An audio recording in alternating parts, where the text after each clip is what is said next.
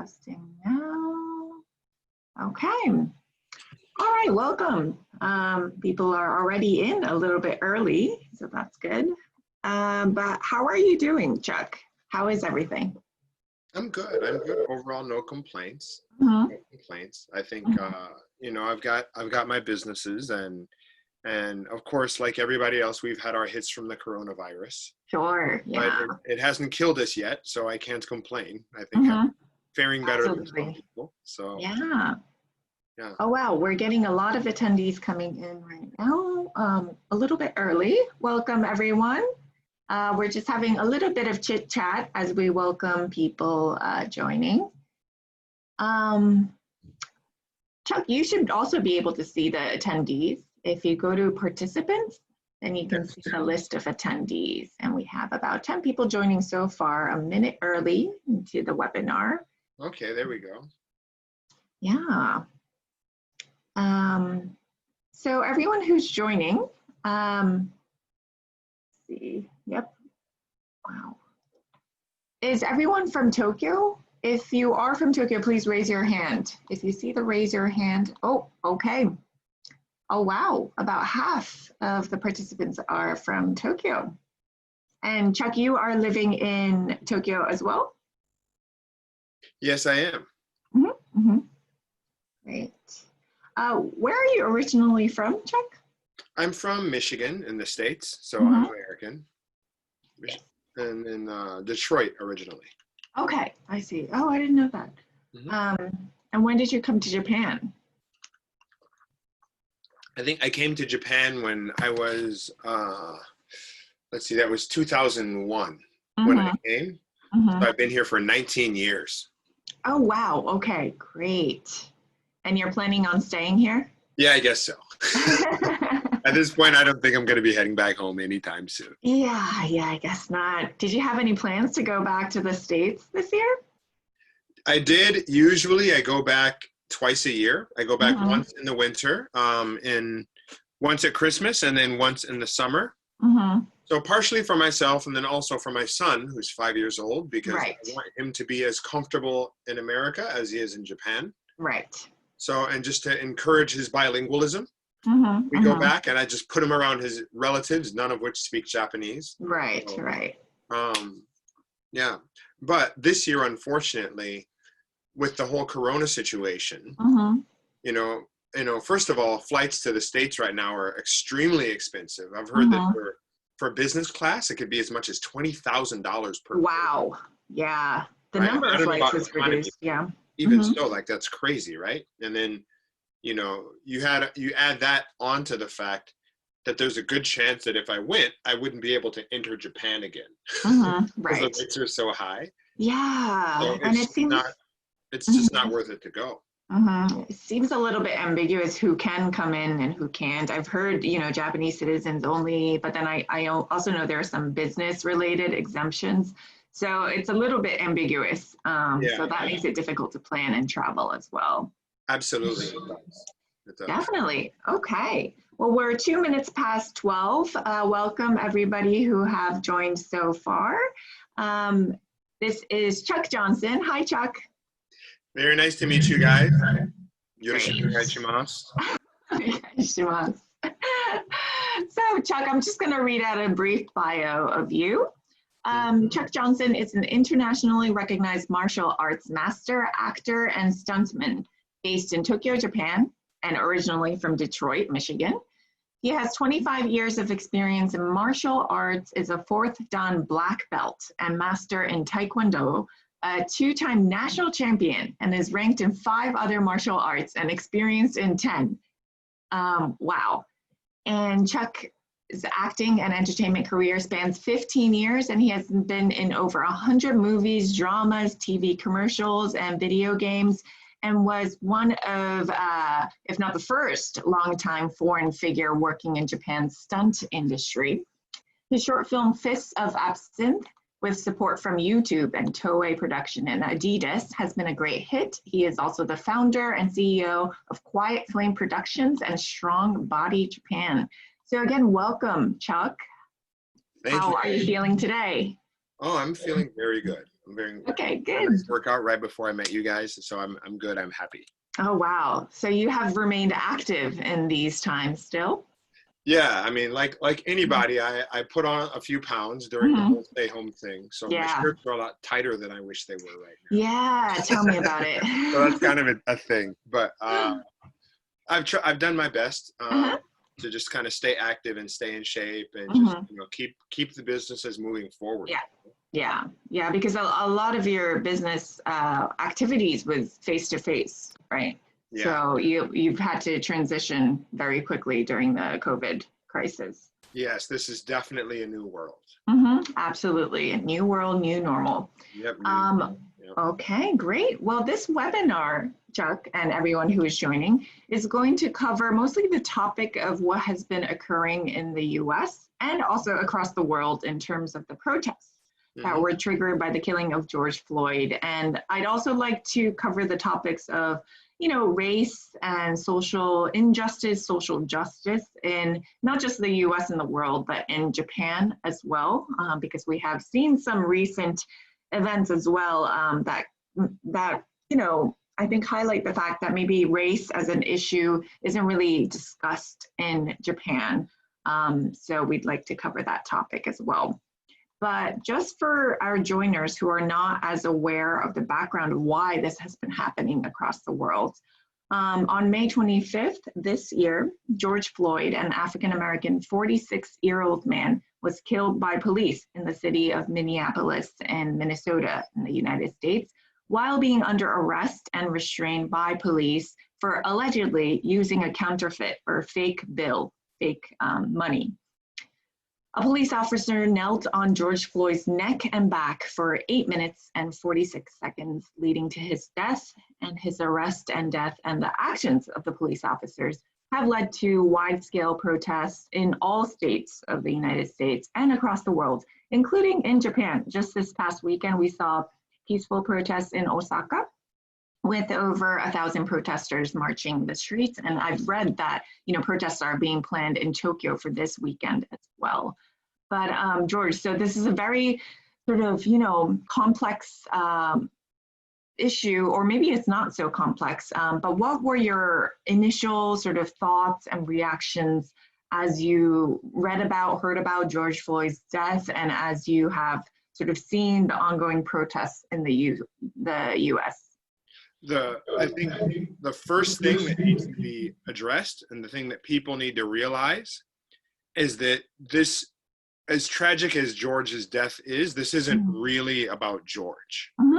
Okay, George's death, or it's not really about Mr. Floyd's death, I should say. What happened to him was simply the trigger. Because the fact of the matter is, these kinds of police, instances of police brutality against African Americans, it's not something that's new. If you look at Rodney King, which also triggered riots, that was like 30 or 40 years ago. And then, same thing, the police nearly beat him to death. Everybody was acquitted. Nothing happened to the police. And then that's generally the same story, as you have these people that, maybe sometimes they might be doing something. Sometimes they're not doing anything at all. They'll be pulled over because a taillight is out on their car. And then sometimes people will just be beaten to near death or sometimes even killed.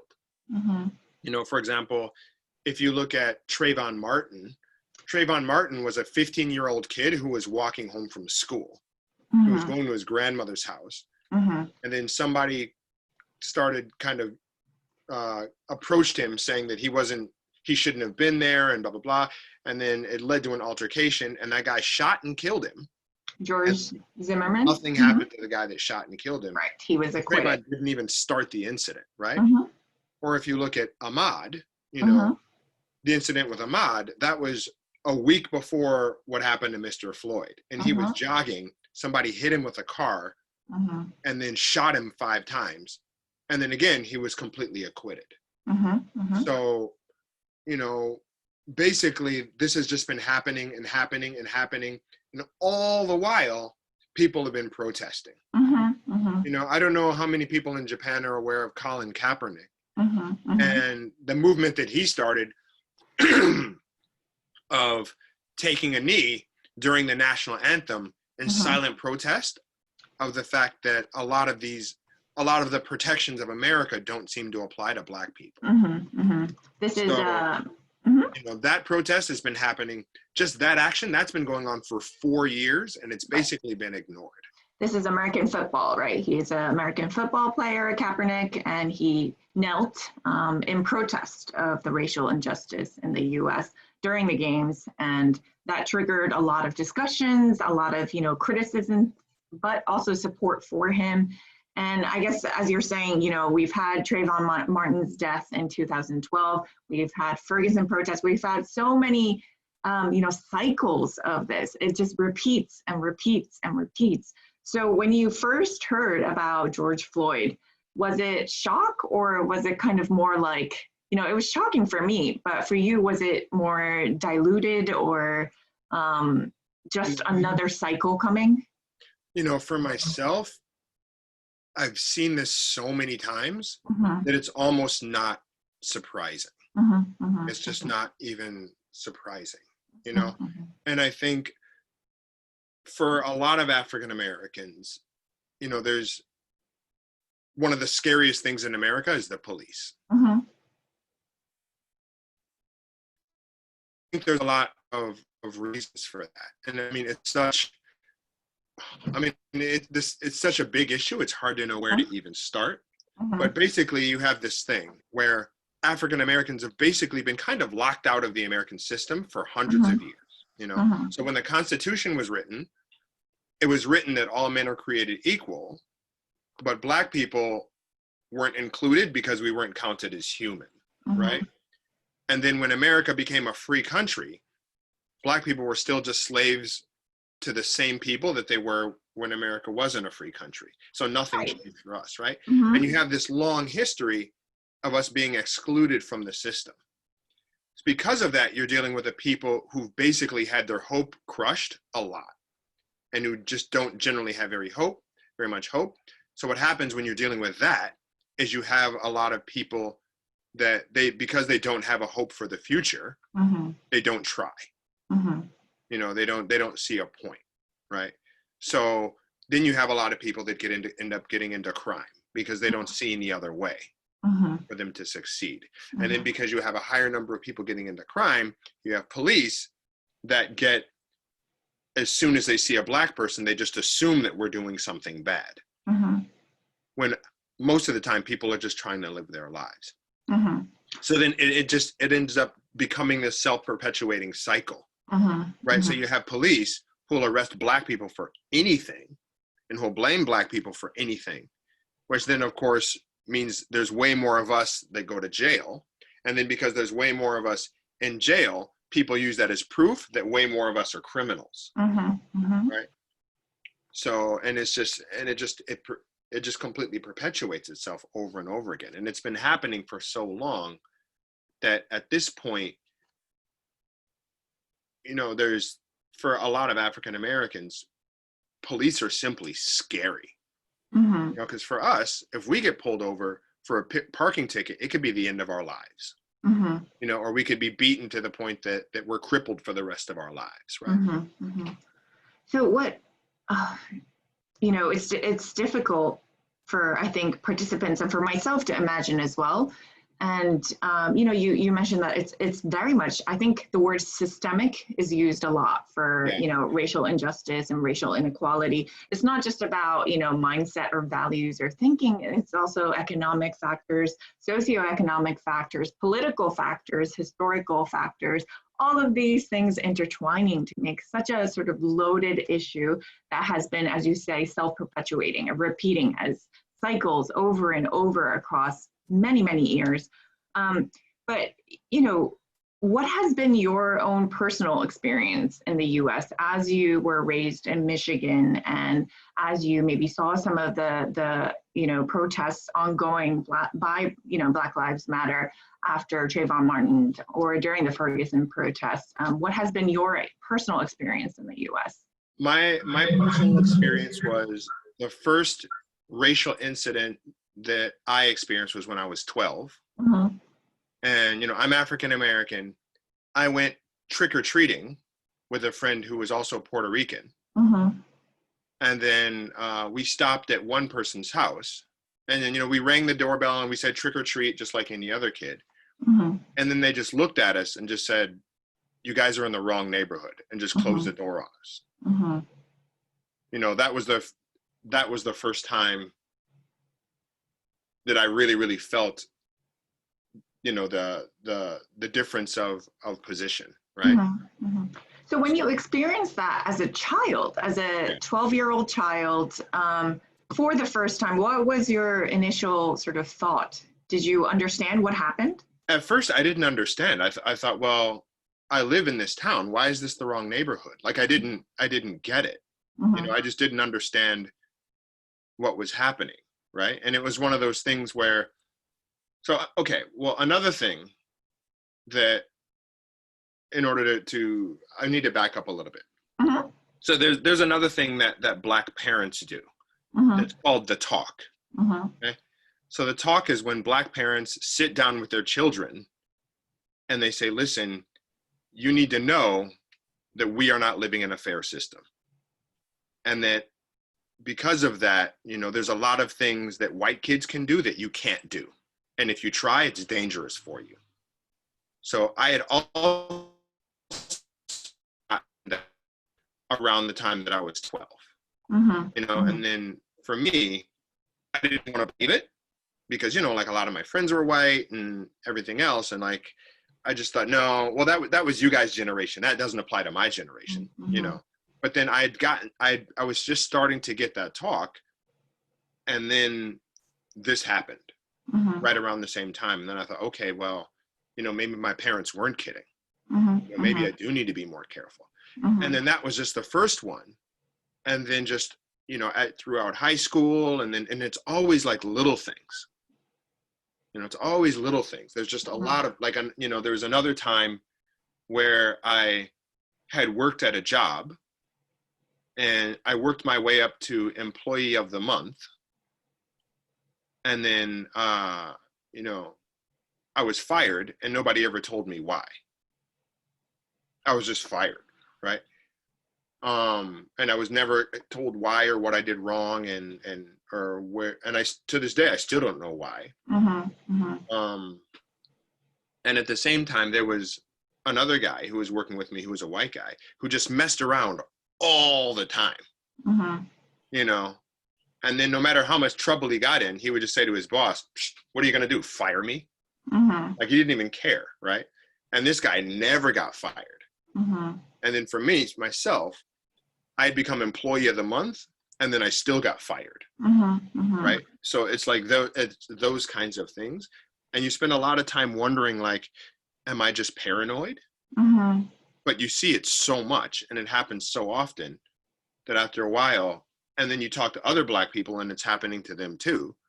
And then after a while, you realize that you're not just being paranoid. It's just, it's in everything. You know, like, you see it all the time, right? What you've experienced and what you've described isn't really, you know, like blatant, meaning like somebody is attacking you for your race, or like, you know, face to face, just coming up to you and just, you know, criticizing you, or, you know, trying to put you down. But it's just these, as you say, little things, the accumulation of little things. Some things might be racially rooted. Maybe other things aren't. Maybe you don't have all the information, but just the fact that you have to think about that and, you know, wonder whether your race is a factor for every single thing that happens in your life. It must be such a sort of tiring experience as well. I mean, it's one of the reasons that I came to Japan, and it's also one of the reasons that I ended up starting companies, is because, you know, when you have these experiences enough, it becomes extremely hard to be an employee because you're paranoid all the time. Yeah. You know, you're always paranoid about getting fired, or you're paranoid about people putting the blame on you, and then never being able to prove that it wasn't your fault because nobody listens to you and nobody believes you. You know, so it gets to the point that just being an employee is very difficult. You know? So, I mean, I started a company because I have to be in control. Absolutely. Right? Yeah, as somebody listening to your words, and I'm sure the participants are feeling the same way. We understand, we empathize, we feel for you, but it's difficult to really understand, I think, unless you are there and you are a person of color. How do you explain this to people who, especially in Japan, who come up to you and say, Chuck, what is going on? Like, why does this happen in the US or in any other country? What are your thoughts about that? Yeah, I mean, it is really hard to put this experience into a way that most people who haven't experienced it can process it. Mm-hmm. But, not too long ago, I wrote something on Facebook. Mm-hmm. And I'll kind of share that analogy because I think that's helpful. Mm-hmm. But being Black in America, what it feels like is it's like you're living in an apartment, but it's not really your apartment. It's filled with somebody else's stuff, and you're just kind of there. And it's a roof over your head, and I mean, yeah, the stove works, so you can live there. But it's not comfortable because you're not a part of it, And then on top of that, it's like there's somebody else in this apartment building that's just out to get you all the time.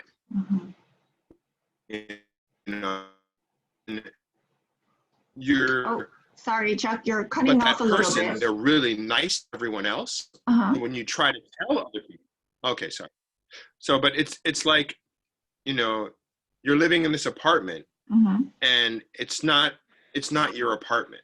You know what I mean? You can't have any of your stuff in there, and then none of the protections that are supposed to go to that apply to you. They just don't.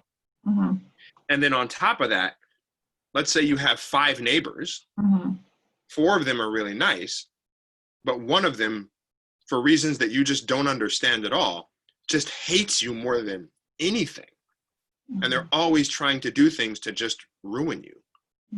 But they're really nice to everyone else.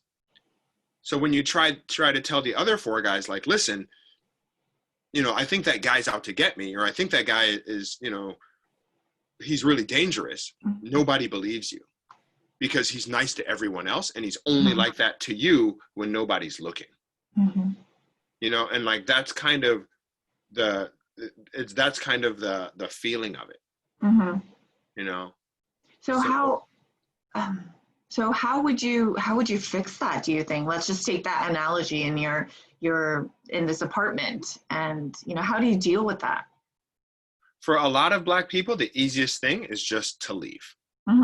Which is why there are a lot of African Americans in Japan, is because it's easier if there's a crazy person in your apartment building and no one else believes that they're crazy. The easiest thing is just to move out of the apartment, which is why a lot of African Americans leave and they go to other places. But there's also a lot of us that just can't. Right.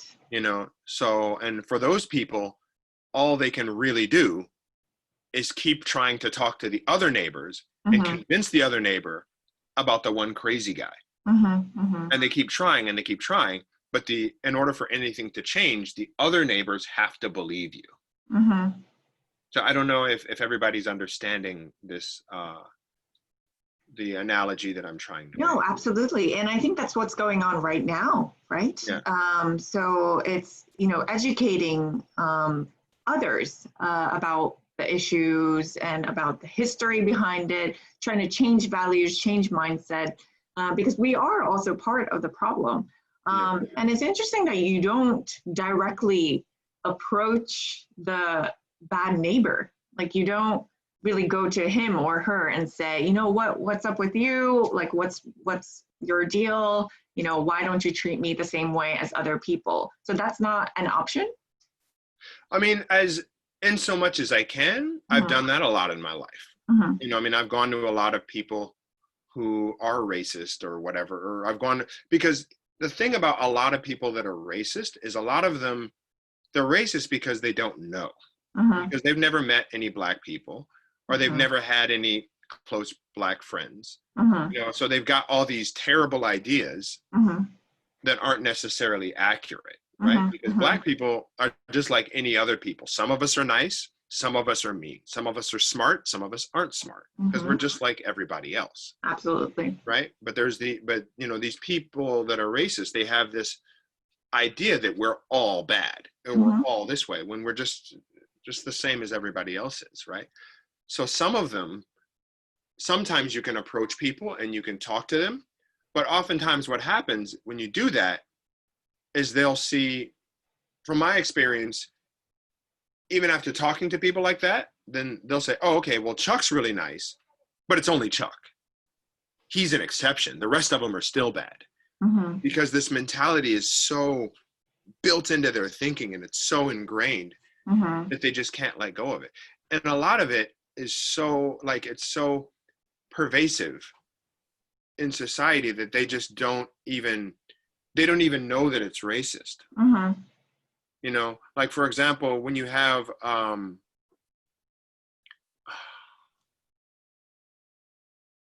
like, for example, if people, well, one common example is if you're African American and you have an African American sounding name, you're 30% less likely to get a call back for a job interview. Regardless of your CV, your experience, right? Exactly. Just by having a name that sounds Black, you're much, much less likely to get a call for. People think if you have a name that sounds really Black, then you're from a ghetto, which means you're from a broken family, which means that you don't have good values or you don't have a good work ethic. They have all these ideas just because your name sounds Black, right? Which is one of the reasons why, you know, my name, Chuck, is a white sounding name, quote unquote, is that my parents gave me a name that would more likely help me to be able to get jobs later in life. But you shouldn't have to think about something like that when you're naming your kids. You should be able to name them. If you want to give your kid an ethnic name, you should be able to give your kid an ethnic name. Right. Right. Absolutely. You know, we're starting to get some questions, and participants who are joining, please, for the remaining 15 minutes, I'd like to answer your questions as well. And I also want to talk, Chuck, about, you know, your experience in Japan, because you say you left the US because of, you know, the inequality that you face and other factors, I'm sure. But Japan is, I think, also has been struggling with this issue of race and racial inequality and what it means to, you know, be of a certain race.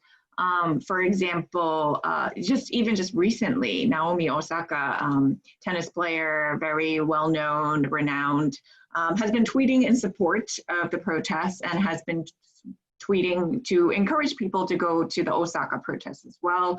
And she had faced a lot of backlash, especially from, you know, right-wing conservatives, that she was being a terrorist, quote unquote. Those are some of the words that were used against her for, you know, calling out for, you know, certain people, or just for, you know, saying that there's racism in Japan. And a lot of people are denying her sort of perspective as well. And NHK, I don't know if you've seen the NHK clip.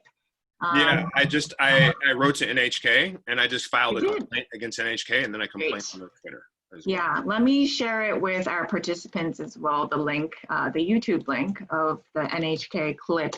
That it was about 4 minutes, I would say. What was your reaction when you saw that clip?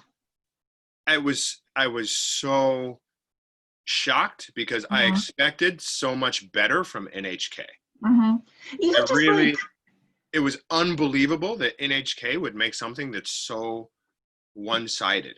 And if you watch any clip of the looting and the protesting, you know, or if you watch any clip of the violence that's happening, it's white people, it's Black people, it's Hispanic, it's all races are looting. It's not just, in fact, the Black people were the ones that were trying to have a peaceful protest, and oftentimes the people that were trying to stop it were Black people, because the Black people had a political objective, right? But the reason for the looting is that, one, you have people who, at this point, there's been peaceful protest for decades and it hasn't done anything. So some people just don't care anymore. Yeah. They have no hope. so they're just out to just get theirs. That's right. one group. Another group is just anarchists who just like to just create chaos. Right. You know, and some of these kids are from suburbs, you know, a lot of them will be white, you know, or people of other races, and they don't care about the protests at all. They just think it's cool to light things on fire and to flip cars. And they thought this is a chance to do that. Another group is actually people from white supremacist groups who are trying to discredit the Black movement. So they're sending people in also to do the same thing, to just create chaos, to completely discredit the movement. So what you have in these loots, or what you have in this situation, is all those people mixing together. And you have people of all races that are trying to do the right thing and that are trying to fix the problem. You have people of all races trying to contribute to the problem. You know, and what that NHK clip was so horribly biased and one-sided and just wrong, for lack of better words. Well, you know, I was trying to think about the psychology of people who made this and like the program who greenlit this, so said, you know, make something like this. And I feel like they don't, it's just so, as you say, biased and so even just factually incorrect. That I have to feel that, you know, they didn't have negative intentions, or this wasn't like a political message against the movement or the protest or anything like that. It comes from nothing, I think. It comes from a complete lack of understanding, of awareness of what is going on, what the history is, and where this movement is going. There's just nothing there. And for somebody who was just suddenly, you know, put in the middle of something like this, I think they make some clip like that, essentially. And so, you know, it was just so abhorrent for us. And, you know, it was just shocking. But for the people who made it, I have to feel that, you know, it comes again from just nothing. It's complete ignorance. But the thing is like, if you're going to talk about people of other races, you have to be very careful about what you say. You know, in particular, if you're going to stereotype them, you know what I mean? Like you see, like, you know, no one in Japan likes it when Americans make silly images that make Japanese people look bad. Right. Nobody in Japan likes that. And whenever somebody does that in America, you know, of course people here, they protest and they get angry and they get upset and they make comments the same way. You know, I mean, you have to be very, very careful about how you discuss people of other races. Absolutely. And right now, this is such an incredibly politically tense moment in the entire world. And for them to be so careless is just stupid. It is mind-boggling. Yeah, and we do have many Japanese participants joining us today. So if you want to share your thoughts, please use the chat tool on Zoom to, you know, share your ideas and your opinions as well. And please also use the Q&A tool or the chat tool if you'd like to ask Chuck any questions. Chuck, we do have a question that has come in. Sure. Okay. From Anonymous, good or bad, sometimes it may be difficult for some people to understand or imagine what's really happening in the US unless they have been in a similar situation. However, to have a good level of understanding is quite important to avoid doing or saying taboos or insulting people without realizing. Do you have any advice or wishes for people in Japan to become more familiar with this kind of issues? Under an assumption that most of the people in Japan are not so aware of race-related issue. But what do you think about this? What has been your experience in Japan regarding maybe race or just in terms of living here? I think the thing is I mean, there's racism in Japan as well, because there's racism everywhere. You know what I mean? It's when I was studying management, I took a class called managerial decision making. And then they talked about cognitive biases, okay? These are biases that are built into everyone's thinking. Everybody has biases just built into their thinking because a long time ago, they helped us to survive as animals. One of those biases is called the in-group bias, which means you're more likely to listen to people who are like you than to people who are different.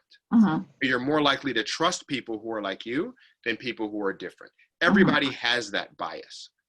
And I think it's important to know when you're relating to people, to remember that you have that bias, but that sometimes, you know, listening to the people who look like you isn't the best idea. Sometimes people who are different will have a better idea. So you need to just remember that you have that bias and to think, okay, well, naturally, I'm going to want to believe the people that look like me, but that's not always a good idea. So I have to just try to listen to people who are different and just try to just treat them exactly the same as best I can.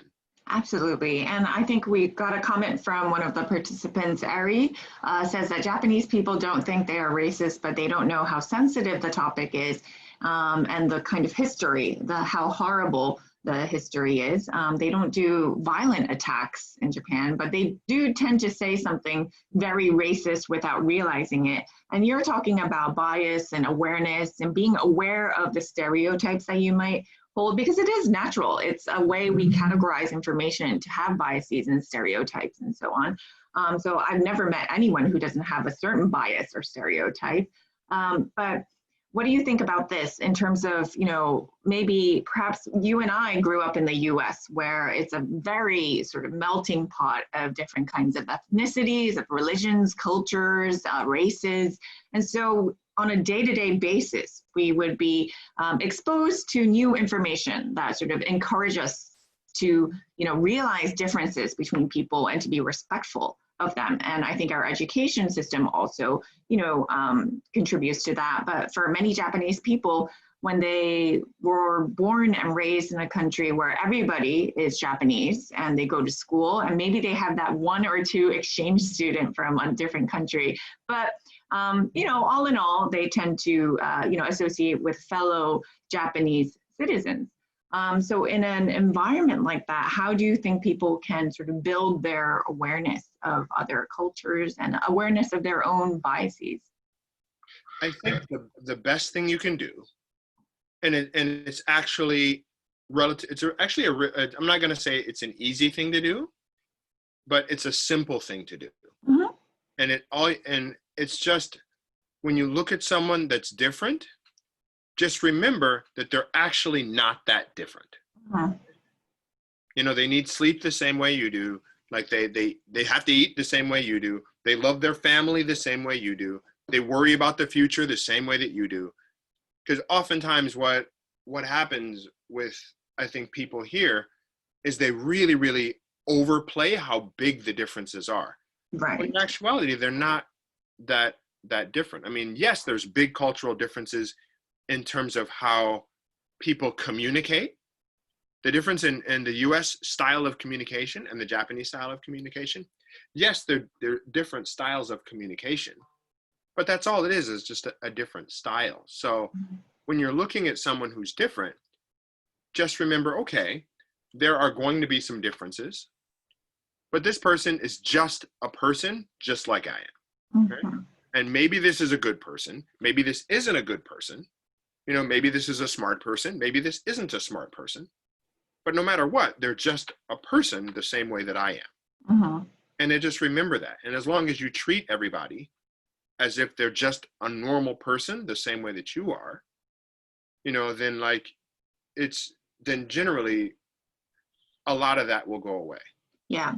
You know, like I know one example that I can share is that as a foreigner, you know, oftentimes if I approach someone that I don't know, it really freaks them out.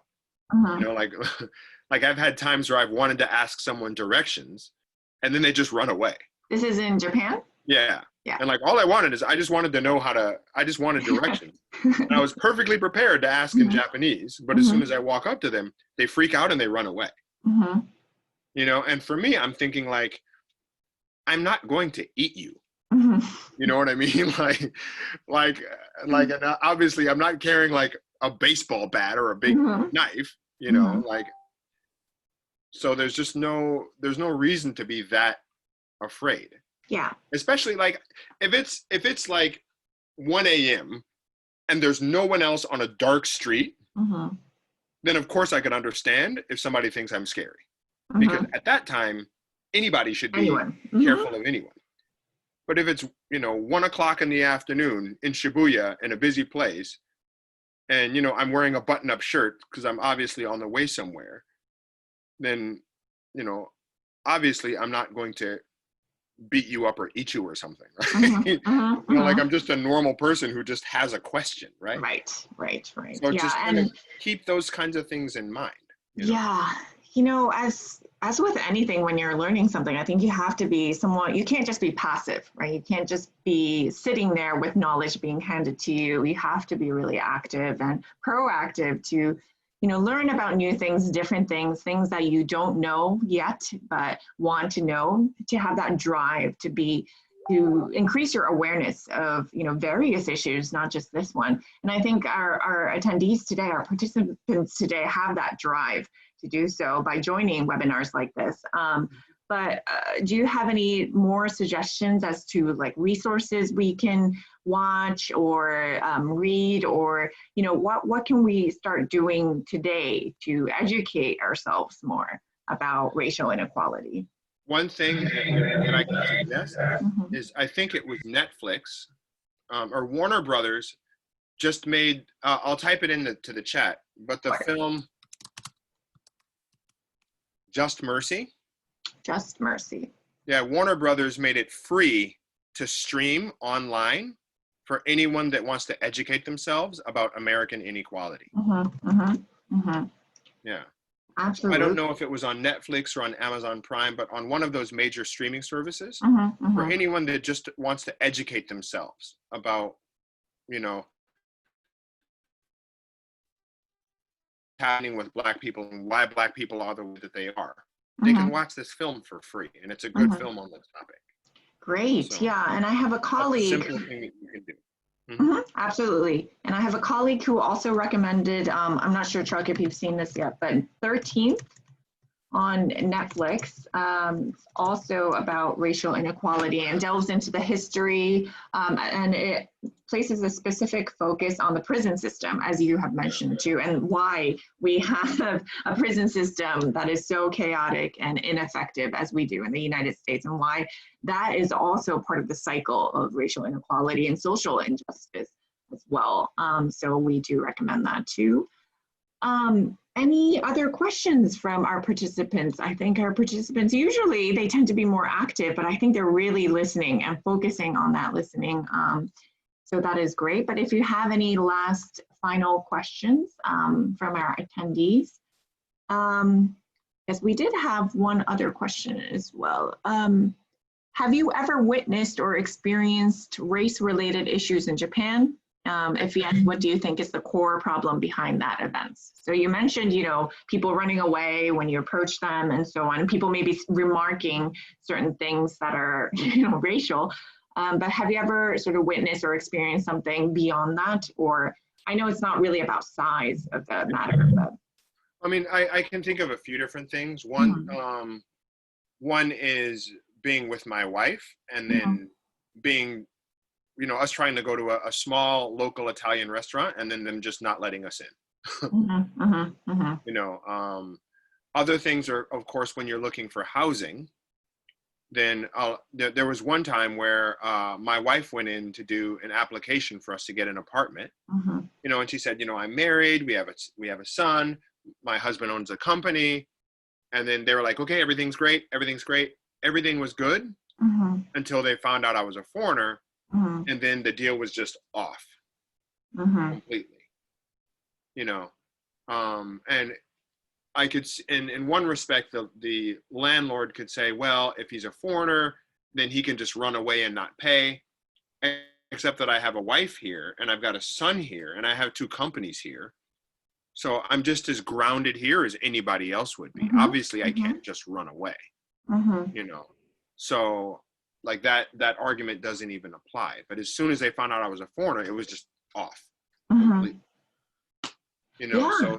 those kinds of things happen a lot, Do you think that there's like hatred or, openly racist thoughts and thinking behind that? Or is it more like emotional, like fear or? I think all it is it's stereotypes and it's fear. You know, it's just So stereotypes. And they're just misinformation there. You have people here. I would say racism is based way more on fear, Mhm, and a lot of it in the States is based on fear too.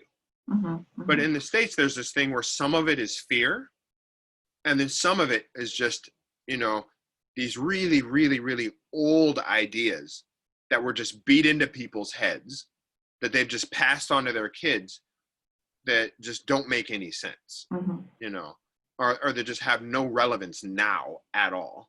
And even at that time, they didn't necessarily, they weren't accurate ideas, but they're just being passed on generation after generation, and they're getting, the more they get passed on, the more it just seems natural when mhm, it's not.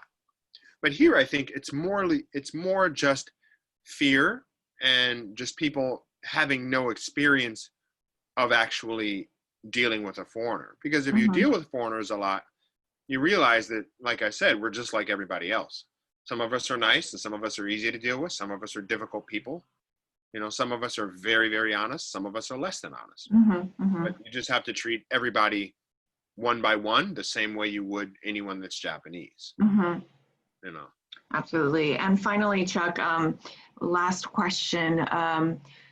You know, as your son grows up, you said that he's 5 years old Yes. in Japan, half American, half Japanese, correct? Yes. Yes.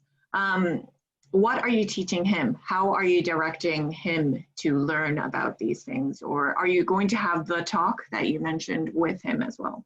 That's a good question, because with him, you know, my son he's got perfectly straight hair and really light skin. Mm-hmm. So he doesn't actually look black, Mm-hmm. you know, so because of that, I don't know, I don't necessarily know how much of the problems that black people have are Mm-hmm. going to apply to him. But Mm-hmm. now he's in a new danger, because under the Trump administration, or I should say in the last few years, now there's a lot of anger against people from the Middle East, and there's a lot of racism against people that are from the Middle East, or people that look like they could be Hispanic. Mm-hmm. And now my son, you know, he's got light brown skin and straight hair, Mm-hmm. which means instead of having to deal with a hate crime for being black, Mm-hmm. he might have to deal with hate crimes for being Mexican or being from the Middle East. Mm-hmm. Right, but he's none of those things. Right. Right. So, Yeah. so I don't, you know, I mean, of course I want him to understand American history, and I want him to Mhm. understand black history, and where, you know, where we come from, and everything that makes us who we are. Mhm. But, you know, in terms of whether or not I need to have the talk with him, I don't know yet. Mhm. I don't know yet. Mhm. So, Yeah, that's also, you know, hopefully we're heading towards the future, and we're heading towards a new world and new normal, where we don't have to have that talk with yeah, children, you know, who are 10 years old, 12 years old. And I think the protests and the momentum that we have worldwide is, you know, hopefully it sticks and it's heading towards a new direction. And at the very least, I know so many people who are re-educating themselves and, you know, proactively trying to learn. And I think our attendees today are such people as well. But thank you so much, Chuck. We're a little bit over time, but there's so many more questions I wanted to ask you and discuss with you. But thank you very much for your very, very valuable insights. Do you have any last words or any sort of last final message to our viewers today? wow. Yeah, I have one thing that I would like to share. So, and it's something that was said by The Rock. Okay, Mhm. so The Rock, he's an American entertainer. He's half Polynesian, half black. Mhm. Okay, but he said something that I think is really, really relevant in these times, and actually that's always really relevant. And that is, it's nice to be important, but it's more important to just be nice. Mhm. So I'll actually put that into the chat. Please do. It's nice to be important, but it's more important to be nice. Yeah. So the big thing that I would leave with is just be kind to people. You know, and just remember that there's a lot of people out there who are struggling to fight battles that you're probably not aware of. You know, and there's a lot of people out there that are struggling with things in their life that are very, very difficult that they're not talking about because they think no one's listening. Right? So just be kind to people and just be patient with them, regardless of race. You know, and just treat everybody basically the same way you want to be treated yourself. Simple as that. Absolutely. So simple. So, you know, easy to do. Thank you so much for your powerful message today and your powerful words today, Chuck. I hope you join us for future events as well. Sure, I would love to. Thank you. And thank you so much for our participants for joining. Please join our other webinars this week, next week as well. We're doing it at noon, so please feel free to join. Again, thank you, Chuck Johnson, for joining us today. Thank you. Thank you for having me, Reina. It was a pleasure. Thank you. Thank you. All right. See you guys. Have a good day. Bye-bye. Bye.